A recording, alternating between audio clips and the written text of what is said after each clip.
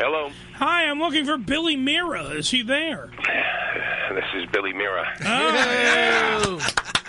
What's happening, guys? Ladies and gentlemen, Billy Mira and the Hitmen, or Billy Mira and the Spectaculars, which are going to be performing the 28th of this month at the Warehouse in Amityville. By the way, that's Richard Christie, Sal Governale, and Billy Mira from the Stern Show. We're going to be working together. And let me tell you right now, Billy Mira over here, he's over here now, who's on the phone.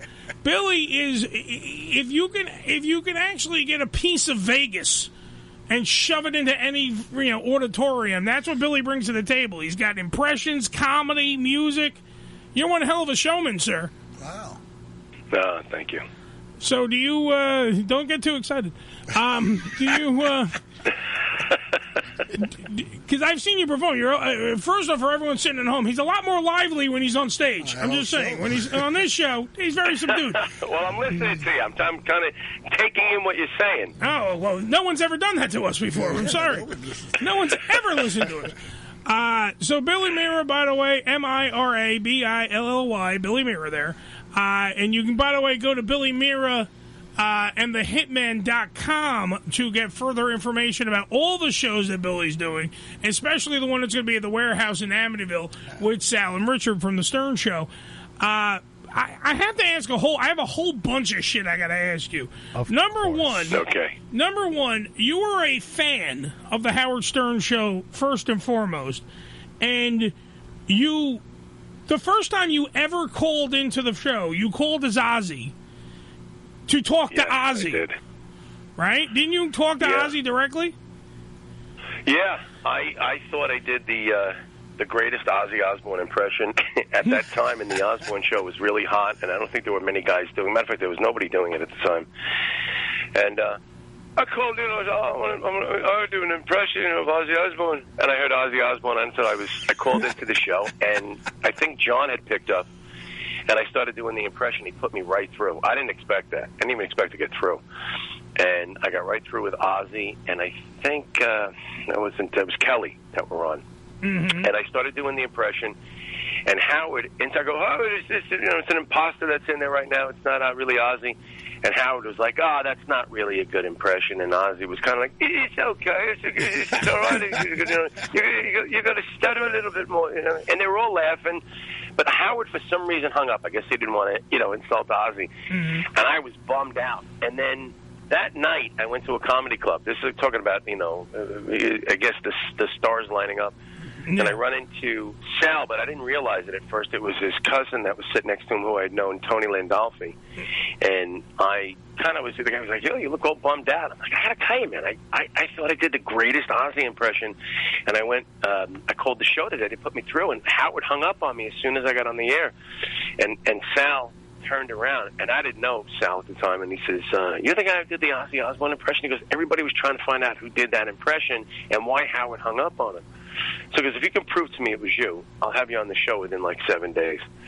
So, and this is before Sal was full-time at the show. Yeah. He was like a contributing. He was also a fan and a contributing fan. That's how most people, besides the original crew, had started there. They would just they would submit bits in those days. And Howard, in those days, was a lot freer. He would pick stuff out that was good, and he would, go through it.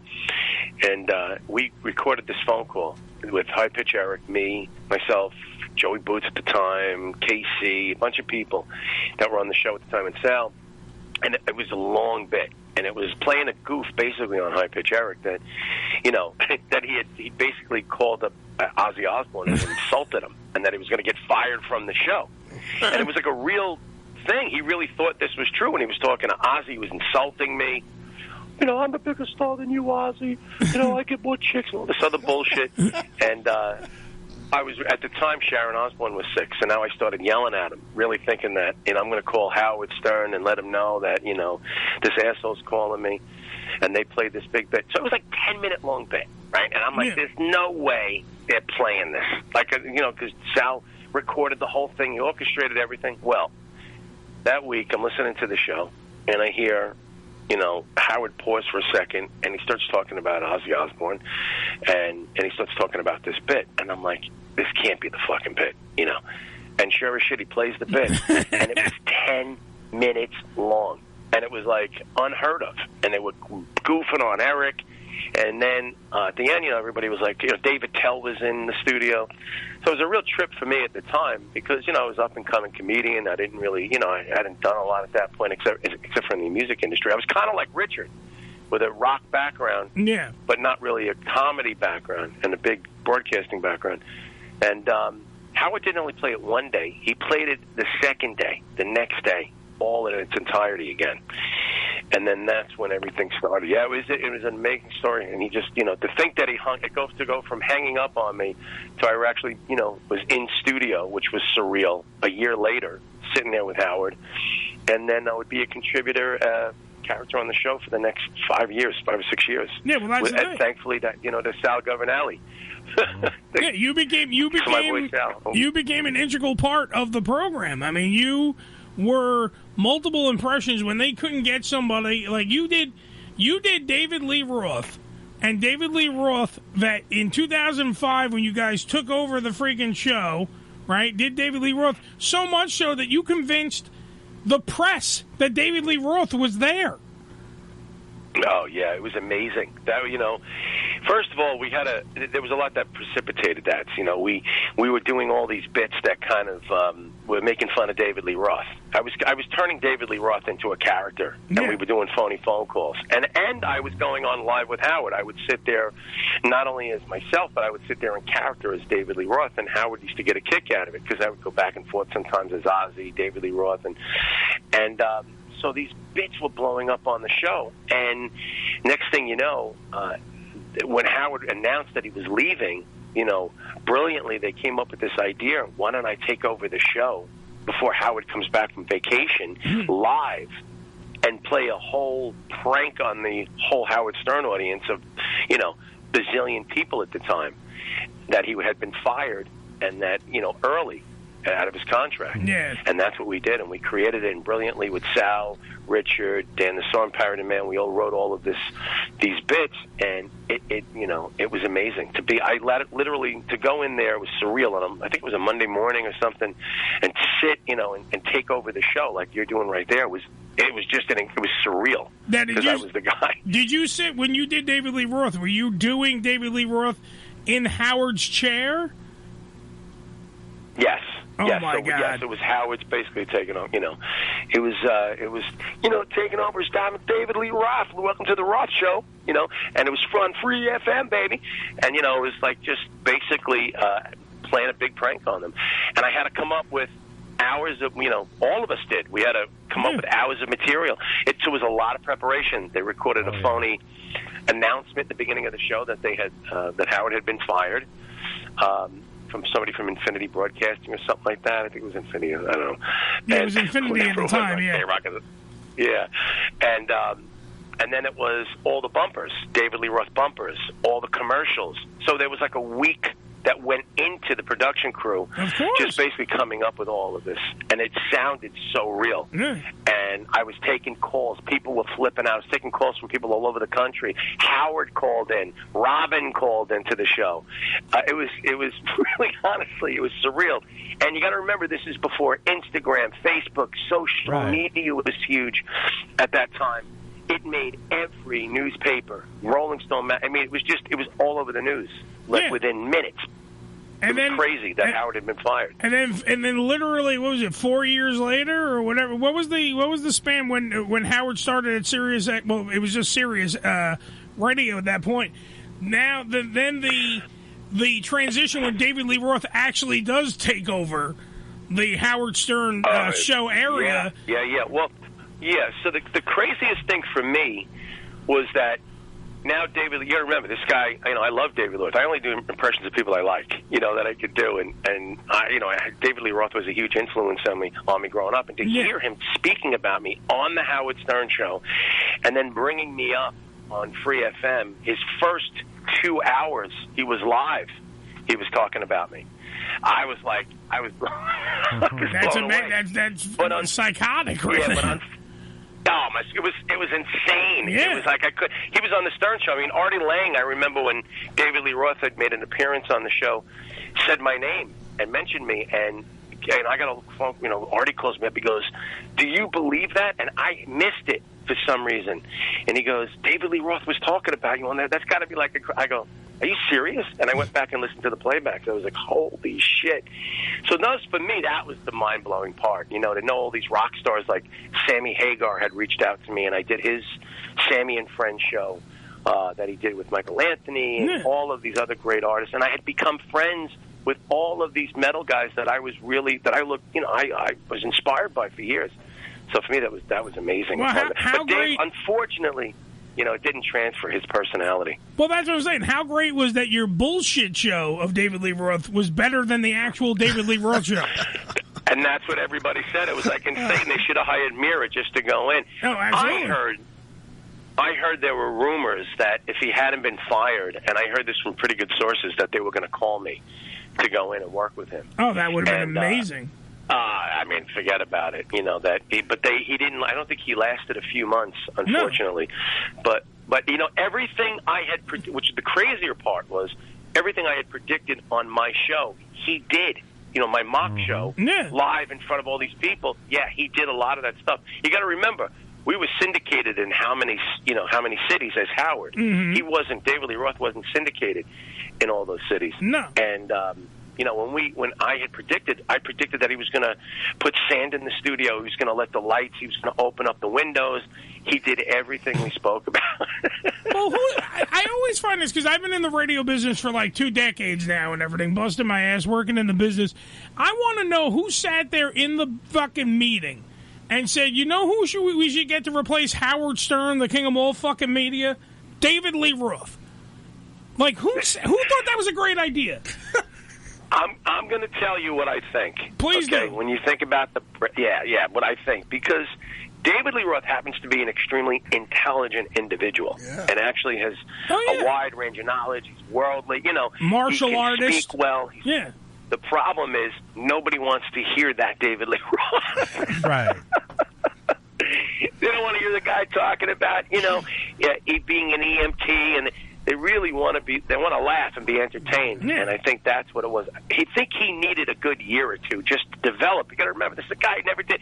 Howard developed for years before he blew up. Oh, absolutely. This is a guy who didn't develop yet and find his voice. Yeah, but when you think comedy, you don't go Diamond Dave. Yeah. Well, that's who I think. No. Watch some of his live performances. Right. How many rock star stories can you make interesting before it gets boring after a while?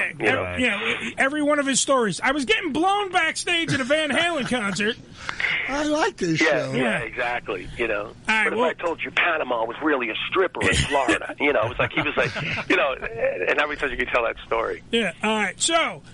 Now, comedy, by the way, being the second and the impressions being the third of your world, your first love always being music, you are a fucking talented, and I really mean this, I'm not blowing smoke up your ass. I'm being straight up honest, because I watched a whole reel. There's a sizzle reel of Billy Mira that you can watch that's on YouTube and everything, where you are performing all these songs that you are all over the place. You're like a fucking bullet on stage, just bouncing around, singing all different kinds of music. And on top of everything else, you perform some of the best fucking, like that big band quality, Billy. You know that. Yes, Brian Setzer and the organ. He is, Billy is on par with that. Yes. Billy Mira is on par with that. Now, what is your background? Like, what's the thing that you love? Who was the artist that inspired you that way? Well, I started as a singer. That's really, where I made my bones for years. So I was always on stage. And I had always, whenever I was on stage, I was always thinking, man, I'd love to be a stand-up comic, because I was a huge fan of comedy, growing up. And I used to do impressions. But I never thought I could make a career out of it. You think, how many Italian guys are going to do Robert De Niro and, John Travolta and all this other bullshit. You're thinking, nobody's going to want to hear this stuff. And then but I did all these rock guys as well that nobody did. And I just, one day after my music career had basically, was, really not existent at that point, I just started doing comedy. And that's when everything started happening. It was crazy. And I started doing impressions in my act, and I was, coming up and coming.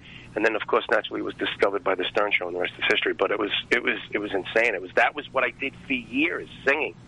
Singing was my first love, and it still is. Well, let me tell you, it shows, dude, because you have one hell. First off, you have a nice set of pipes. You're doing and in different various styles. That's the thing. I mean, Ricky here is a musician. Joe behind me, Billy fucking has worked with a lot of musicians, and somewhat is a guy who has done a lot of studio stuff with a lot of musicians, so he knows what I'm talking about.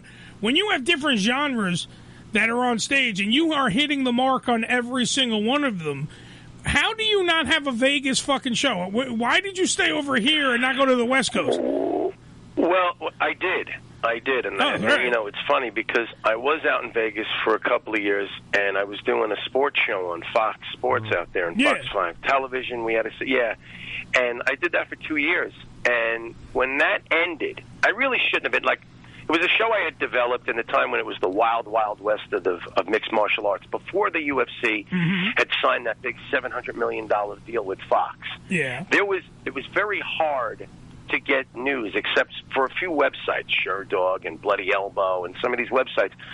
So, oddly enough, I knew a guy from Sirius who was doing like this little-known show that was called the Sirius Fight Club at the time. I don't even know if it still exists. I don't believe And I made some friends with some of the guys who were doing it, and one of the guys left Sirius, and he called me up. He goes, I want to do a show. And I had just built this whole huge studio in the back. And I was trying to figure out how do I, just to practice and figure out if I want to do a comedy show and then sell it to somebody. And I said, an MMA show that's MMA entertainment might work. And sure as shit, he had all these contacts, and we started breaking story after story out of my studio and all of these websites because they were so hungry. We were getting all these huge fighters. They were giving us these great quotes. Then we partnered with a website that was taking our interviews, and they were transcribing them and press releasing them. Well, the show blew up. It was like one of those weird things because there was at that time, no main outlets for this shit. You found an audience, yeah. I found an audience, I found a niche at the right, then they say right time, right place, and that's exactly what I did. So when I went out to Vegas, I did that for a couple of years, and I got to be honest, it was a great experience, but I always knew in the back of my head, man, this is not where I'm supposed to be, And I said, when it ended, and I was driving out of Vegas, I looked back and I go, when I return here, I'm going to fucking have a big Vegas show, and I had already written it in my head, and that's when I got back, and I started writing this thing, Billy Mira and the Hitmen. It was Hitmen, New York. It sounded Vegas. It sounded Broadway, and that's how it all started. And it just developed, and I slowly started developing the show out here. And now we are looking at Vegas, which is great, So we're, going out there. I don't want to see the dates exactly yet, but we have tentative dates that are in the books right now. And just to kind of clarify, when people come and hang out with us on October 28th, it's a meet and greet to come meet Sal, myself, and Richard. The crazy thing about the show that we developed over the years is that, about 5 years ago, Sal started coming into the show, and he started doing segments with me, and he was actually helping me write. Sal is an amazing song parody writer, comedy, so I would throw ideas out at Sal, and I would say, Sal, I have an idea for this. What could I do here? And he would bounce it back, and it would be brilliant. I'd go on stage, and everybody would love it. So then I said, why don't you come on stage? And we developed this Dean and Jerry thing. And we did like our first show maybe 5 years ago. It was a For Lovers Only. It was a Valentine's Day show. The place was packed. Everybody loved it. And they kept asking us, when are you going to do that show again? Then COVID hit. And when we came back from COVID, the only thing I wanted to focus on was the show that we were all doing together. It was Sal and I. I thought there was real value there. I think the fans would really appreciate it, and we could do a lot with it, And what was the obvious thing, Ed? Fucking Richard Christie. Absolutely. He's an amazing fucking drummer. So you think he's a huge metal drummer. Both of us come from this metal world, right? But to play that big band stuff, you really have to know how to read. It's a different feel. Well, Richard, I had no idea, had a swing background because he had studied, I guess, swing big band music. And the guy is so amazing that he just basically will sit down and play it like as if he's been playing it for the last 50 years. Yeah. And it was just, and he's into comedy and the whole thing, and he's a character that everybody knows. So to have the three of us together is just like a perfect fit. Sal fits his piece, I fit my piece, and Richard fits his piece. And we've been developing this show around it. And it's funny, these new producers that we're working with, we were going to originally call it the Spectaculars. Because every show we were doing was like, it's the Christmas Spectacular, it's the Easter Spectacular, it's the Spring Spectacular, it's whatever Spectacular, Summer Spectacular. Yeah, everything's a spectacular. They said, we fucking love the Hitmen.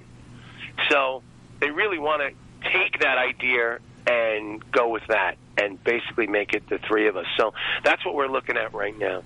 And we are looking at dates to launch it in Las Vegas very shortly. And I because there's some ink drying, I don't want to announce it just yet, but it looks like it's going to happen sometime in December. So stay tuned. Stay on my website. If anybody, go to Billy Mira, BillyMiraandtheHitmen.com, and just, follow Sal, follow Richard, and we'll be posting those dates, and I'll call in as well and speak to you again. Well, I'll tell you right. See, now, Ed, I'm going to tell you. I was going to talk a lot. Now I won't shut the fuck up. Well, That's fine. First off, it's easy. I've been talking for 2 hours. I could just lean back and let you fucking do all the talking, Barry. It's fine. did. Yeah, I did. Danielle, by the way, in the Facebook Live suite is saying the three of them are fucking awesome with like about 7 exclamation points because they are, because that's the weirdest part. Richard Christie is a world-renowned fucking drummer. A lot of people don't know that unless you know Richard's backstory. Yeah, everyone thinks he's just this hayseed from fucking Kansas that, doesn't wash his balls. But other than that, he's also a phenomenal fucking, amazing talent when it comes to drums. He's played in Death. Fucking, what was it? Iced Earth. Iced Earth is the one I was trying to think of. Yeah, and he's fucking phenomenal. Now, the X factor here for a lot of people is probably going to be Sal, but a lot of people don't know. If you've actually heard, Sal can actually sing and kind of hold his own, at least playing the part that he's supposed to be playing. I mean, Billy knows this. He wouldn't have him on if he sucked.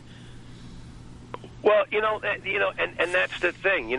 Sal, yes, can hold his own. Yeah. In many different ways, that's the beauty of it. It's a Dean and Jerry thing. Jerry was, followed Dean. Martin did a lot of the singing, but, Jerry would sing along with, with Dean, and they had these bits, and Jerry was like the comedy writer. So the three of us bring something so different to the table and make it, the three of us together, make it all come alive. So Sal, yes, he's come along as a singer. He's a comedian. He's a phenomenal comedy writer. Song parodies, everything. So when you put the three of us together, it's like magic. Some would say, Billy, that it's a fucking spectacular. I'm just saying. It is. Some would say that. Yes, we keep going back to that spectacular thing. Yeah, yes, it is. It is a spectacular. Right. So by the way, they're playing the Warehouse in Amityville, New York, Saturday night, October 28th. The pregame, the freaking early stuff starts at 6 p.m., 6:30, around that time. They're going all the way to 12 a.m. for your little spooky holiday Halloween stuff. Now, you're getting one hell of a show, though, Billy. So you gotta factor that in. So just to kind of Ed, I want to clarify. Please clarify. Okay. What we're doing, it's a Halloween party. We're not doing the spectacular show there. It's what they've asked is actually we're writing, getting ready for the Vegas dates. Okay, that's what we've been writing and getting ready for that. This is a Halloween show with a band called Chaotica that's going to be joining us. And we're going to be getting up on stage and playing with them. We're going to be having fun. We're going to be talking to the audience. We're going to be it's like a huge, basically a meet and greet, with a Halloween party meet and greet where we get to hang out and talk to the fans, and we'll sing. I'll sing with the band, and Sal will get up and do some stuff, and Richard will play, and we'll get to talk to them. But just so everybody knows, the first VIPs have been sold out, so where you get to hang out with us beforehand. Yeah. But come down, call now, get your tickets for that show, because the next 2 weeks it's gonna start filling up real fast. VIPs are sold out. Now, quite frankly, let me point out one thing though. I think Billy's downplaying this. First off, you have Chaotica, which is a fucking great Metallica cover band, who is going to be wrecking the fucking house at the Warehouse. That's number one. Then you're going to have a talent like fucking Billy Mira be on stage joining in. Then the cream of the fucking crop there of Sal and Richard working together. Also, think about it. Chaotica, You got Richard Christie. You got drums. You got a whole bunch of stuff going on. Plus, a costume contest will be going on. Cool. It is a giant Halloween party that's going to be going. I know he's saying it's a meet and greet. I know that Billy wants to slow down the roll. I think this is a giant epic party that's going to be going on in Amityville, and I think you have to get. Well, that's the greatest thing about it. Yeah, that's the greatest thing about it. We don't know what's going to happen, and that's we're playing into the whole Halloween theme. We could blow up at the end of the night. Knowing you three, it'll be a spectacular explosion. It'll be a spectacular Halloween style, baby. Now, is Diamond Dave going to be there? Is Ozzy going to be there? Absolutely. Is anyone else going to be? Look at all the people here tonight. Yeah. So, yeah, we'll all be there. We'll all be there together, having a good time. Ozzy will show up, and we'll have. And there's going to be some other special guests that are going to be showing up, but you have to come to find out. And trust me, they're spooky and they are fucking cool, man. The people that are going to be there with us. And when we do this thing in Vegas, there's going to be some amazing. It's going to be a star-studded thing as well. So we're really excited about it. Well, if you are excited, as everyone else seems to be, because remember the VIPs have already sold out. Really, all you're going to do is get your regular tickets, but your regular tickets are still getting you into a show that you have no clue what the fuck is going to happen. So it's damn well worth the price of the appearance so here. The VIPs. Yeah, Eddie. So the VIPs, just to clarify, are before. They get to come in and hang out with us beforehand. Yeah. Without anybody else around. The later on tickets, everybody will be hanging out. So we'll be mingling as well throughout the whole night, drinking with everybody. But, the VIPs that are sold out now are basically a party. Like, they get to come in before and hang out and talk to us and, whatever the hell it is that they want to do. Unfortunately, that's sold out at this point. All right, so the WarehouseLI.com to get your tickets. The WarehouseLI.com. Pay very close attention. Or what you could do is you can go to Billy's website, Billy Mira and the Hitmen.com. You can be, there's a link. Everything's there. All the dates and everything else are up there. So if you say you missed this show, say you get bummed out. Remember, he's got the Vegas shows coming up soon. He doesn't want to talk about them because we don't have a good legal team. But we will fucking make it happen. It's not it's going to happen. So the big shows are going on. This show, if you want an up close and personal kind of hanging out session with Richard Christie, Sal from the fucking Howard Stern show, and of course Billy Mira, this is what you have to do to be a part of this on the 28th in Amityville. All you have to do is go to the WarehouseLI.com. That's the WarehouseLI.com. Get your tickets now, okay? Billy, thank you for being on the show, brother. You thank you, and also please thank David Diamond Dave there, please, and thank Ozzy and everyone else that's living inside of your head. Okay? Of course, I'm gonna have a good time, man. And rock and roll. Thank you, Ozzy, and thank you, Billy Mira. For more information, like I said before, please get off your ass and go to Billy Mira and the Hitmen.com. Thank you, Billy. I love you guys. Love you too, brother. Take it easy, rock on, brother. Rock on. Right. Round of applause for Billy Mira, goddammit. Yes. Okay. Round of applause. He is a phenomenal talent, and check out all the stuff. And if you don't believe me, go to his website and find out. We got